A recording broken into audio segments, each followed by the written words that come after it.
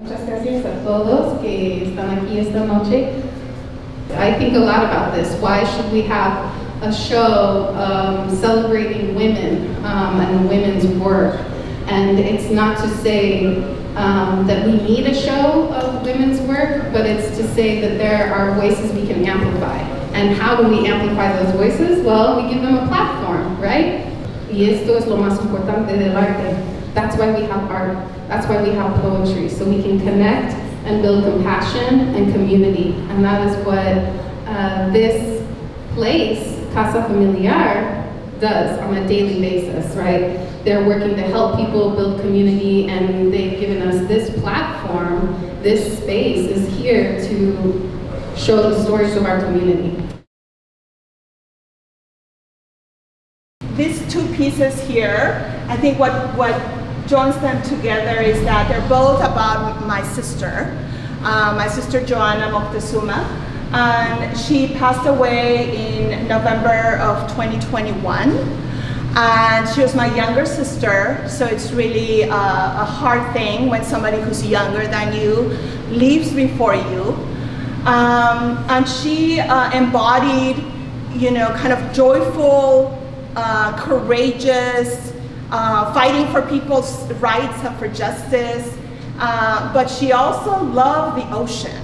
So when I was invited to create a piece on a surfboard, I immediately kind of like the idea of her in the ocean, came to me. So I basically sat down and started painting, and the idea started flowing. So it just has images that relate to the vegetation of California, the snake, and then on central figure, I painted an image of a woman who I thought would be my sister. And I did write a little poem titled Siren Song.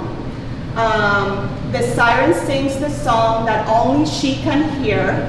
A native tune casts a spell in the grass, a serpent writhes, the dark beneath, the stars above.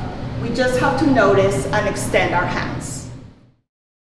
I love that idea of painting on a surface, again, like the surfboard, that is not a traditional surface. And so again, this I did in probably an hour. And again, the same process of just like not any preconceived notion, just whatever appeared. But there's a dragonfly which had appeared after my sister passed away, and it is symbolic of somebody who comes from the beyond to say hi to you. And there's, the eye crying and the tear that is kind of then swallowed by this other character. So it's about loss, and it's about grief, and it's about transformation. And it has also a small poem that goes with it. Round and round I go, fragmented self, lick my tears. Have you ever seen the red dragonfly? It comes and visits. We either grow like the trees or catch fire. Yes, that's what it's all about. So this is from this year actually, but when I was 20 years old, I was diagnosed with myomatosis. It's tumors on your uterus. So I was like a really unusual case for a very young girl. But I used to lost a lot of blood. I used to skip school. I was sick 2 years and living this life on and off the hospital. Then last summer I thought it was over, but then I was re-diagnosed. When I read the woman weaving, I connect with this part of myself, my younger self, trying to hug myself or just to move through it. And the text, when I read them again, I realized, thank you, that there was a lot of things I need to speak up, not for me, to other younger women having these same things, like how to be a young woman in our society that can't and don't want kids. When you're an artist, you think doing something one again and again and again, it doesn't feel like it's very comfortable. But I think art, it doesn't supposed to be make us feel uncomfortable always. It doesn't need to be beautiful or to be aesthetic.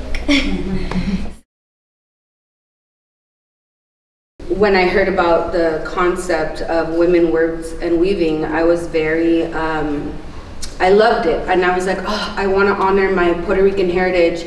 How can I do this? We don't wear guayaberas anymore. We're not like going and celebrating in like traditional clothing.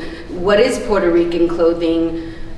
I was like, how am I supposed to like honor my mom and my background? Like, what is it that makes us Puerto Rican or Puerto Rican American, you know? And all I could think of was, well, where did we shop? Like, what did we like do to decorate ourselves? And I thought about growing up and going shopping at thrift stores at like those places like Toda Moda, Sunny's Fashion in San Diego, and that's basically where everything's like $3, $4, $5. When I needed to get hair supplies, I can't afford normal brands. You go to the beauty supply store, you buy hair there, like all those things. So you learn to do them yourself. And I think the beauty supply, where like this is taken in the beauty supply, this is a beauty supply.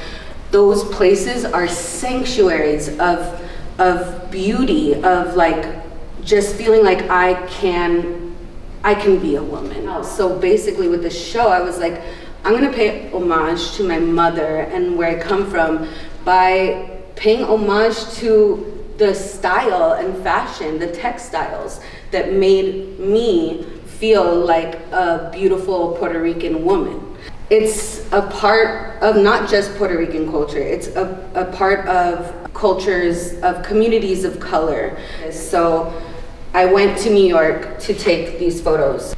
I asked these women to take me to places that were dear to them. This is Kiara, and we had an amazing time meeting each other. And she took me to Fordham Road because she's from the Bronx. She's Dominican. I met this woman outside of a jewelry store. I asked if I could take her photo. We linked up on Instagram. She's just like a beautiful woman. And she just looked like a boss. And that's basically like my way of paying homage to a culture that has been attemptedly like erased by colonization and by the diaspora of like Puerto Ricans and just Dominicans and Afro-Latinas, and she's Brazilian. I feel like the Chicanx experience is also like all of those people as well. And it's helped me identify with like the way I am today, and if it wasn't for that, I don't think I'd be here. I'm originally from Iran, and I moved here, I immigrated here about 12, 13 years ago. All of my works has been gone around my memories, what I've had in Iran with friends and family. So lots of memories with Persian poetry, with my grandfather, with friends gathering, reading poetries. So I have written few of them just between these hair strings. These have been made by Xeroxing my own hair, created the negative frame and screen printing. It was a long process. I had like backache, headache for a week. But then I thought about the meaning of hair in my family, in my culture, and how my grandmothers, well, they're not supposed to color their hair like 40 days after their beloved passed away. But after that, after my grandfather passed away, both of my grandma, they stopped coloring their hair, and it's been like 12 years, 10 years that right now they have all like solid white hair. So, and then I read about meaning of hair in like beyond the border here, how they cut their hair, where when their beloved dies, they bury it sometimes. as like part of their memories has passed, and now they're gonna grow new memories with their hair. I used a sort of a specific blue. It has meaning in Persian culture, Persian arts. I have sewn few hair strings of my family members. They do fall apart, so I have to sew them again and again. But I use silk in in lots of my works because I feel like that fluidity is just going along with memories and all the subjects that I'm working on. And I did feel like other artists that right now I'm exposing part of my feeling that it's really hard for me even to talk about. But then I was thinking about also, just like others, that I have to embrace it as well, however I can, and share this with other people as well. I started becoming more comfortable in my craft and trying to get more serious into it through the pandemic. When I got to like slow down and really started evaluating what was important and what was giving sort of meaning to my life, I guess. Because I held a lot of emotion, like strong, intense emotion that I always felt I was carrying from generations. And this is from like stories I knew from like my grandmother and great-great-grandmother and like the women in my life specifically. Very intense, very painful things that they went through or they had to go through for survival, or how they dealt with that, and how that kept affecting their lives, and how I saw that in the generations after them. What started off as being like a traditional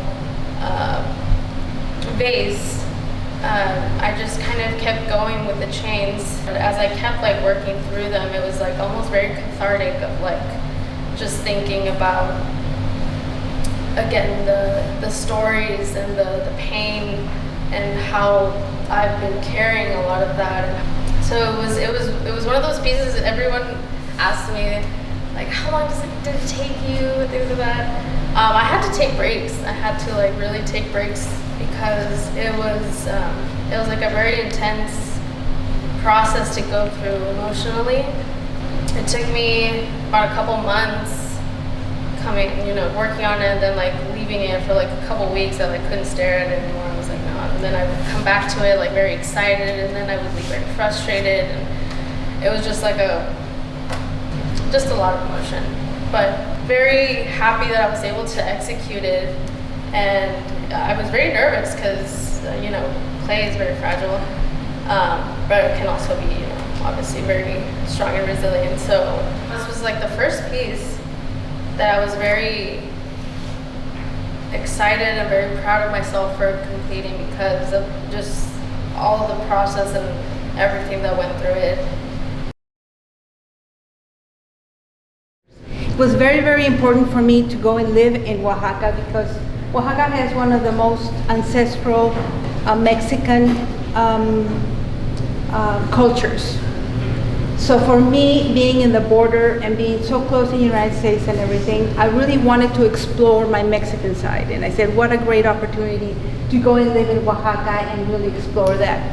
It was completely different from where I was coming from the border. Everything was completely different. So everything just moved me so much. But it came time to come back, right? And what happened for me in Oaxaca, I had, my divorce and all my family problems and everything, and I kind of, flew the nest and, had an incredible experience, and the show I did, it was incredible and everything, and then everything just suddenly went like this, And I started questioning so many things about all the decisions I had taken in my life and everything that was around me, how we treated Earth, how we treated, our communities, how we all were so disconnected. I was just empty, right? I felt empty completely. So what I did is I created a giant banner. It was just this simple stick, right, and a white flag. So everybody just looked at it, and I didn't care. I was just empty. So I started thinking about that. Think that you create something. I said, I should have done this, and this. So that's why the year that it says it was 2010, that's when I did the banner for the idea came for the banner in estandartes. And then in 2019, I created this piece. And this is from a textile that I brought from Oaxaca. This is a hand-woven textile from the women in the coast in Oaxaca. And I decided to put the writing that says surrender and ríndete, which is the same word in Spanish and in English, and embroidered on this on the piece. Now the piece is located because this part it's oriented towards Mexico, and this part is oriented towards the United States, to the north and the south. It has a lot of meanings. It could be a political meaning. It could be personal, spiritual. Once when the opening was here, a friend of mine came over and she read Ríndete, and she said, "No, I don't want to do that. I want to be a fighter. I want to be, I don't want to give up. This and that." And I said, this is exactly what we need to kind of, you have to be more valiente, to let go and to surrender than to keep fighting. Because when we're fighting, most of the time we are fearful. We are in fear. But once you're empty and you don't fear anything, you can just let go. A lot of my work is based conceptually in science ideas, and I take these ideas and kind of pare them down to their most basic essence. But I was applying for a residency in Oregon. The residency itself is in the middle of nowhere, Oregon. They call it the outback of Oregon, and it's a bunch of cabins on a dried lake bed, so you can see 10 miles one way and 40 miles the other way, and you only see one house, and that's it. So you're really in the middle of nowhere with total nature, surrounded by nature, and this vast landscape. And as the pandemic was starting to peek its head out, everybody's kind of peeking their head out into the world again. And so I was really thinking about, the psychology of what we all just went through. And that led me to thinking about exploration to other planets, and what the people, especially the women, that will be kind of experiencing as they're going to explore these new to us places. And so that led me to the idea of going to this outback and exploring it like a person that's landed on a planet for the first time ever. And I started researching a bunch of techniques that astronauts are actually trained on to help them manage their stress and their limbic systems as they're introduced to these stressful situations. And one of these techniques is called autogenic training. It turns out this technique, which is sort of this meditative mindfulness technique that goes through different parts of the body where you're repeating phrases over and over again, and then the idea is that you're basically hypnotizing yourself. So whenever you go through this training, and then eventually you can just say a single phrase from the training, and that will immediately calm your limbic system. So astronauts on the International Space Station, they're living in like the most stressful situation that you can imagine. They're completely dependent upon machinery made by other people, and so they need to be able to like immediately assess what's happening and, you know, save their own lives. And so they need all the techniques possible for that. And so in learning this, I was thinking about my own personal experience with anxiety,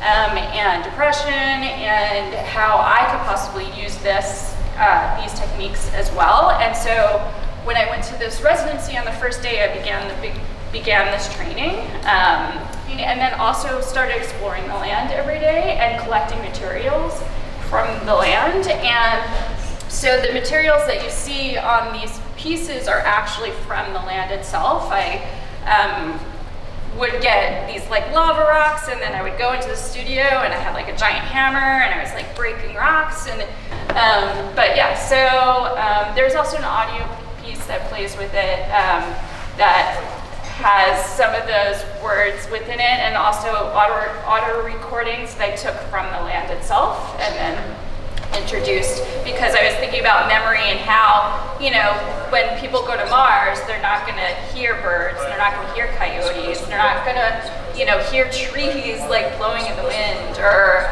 anything like that, but they'll have their own auditory experience.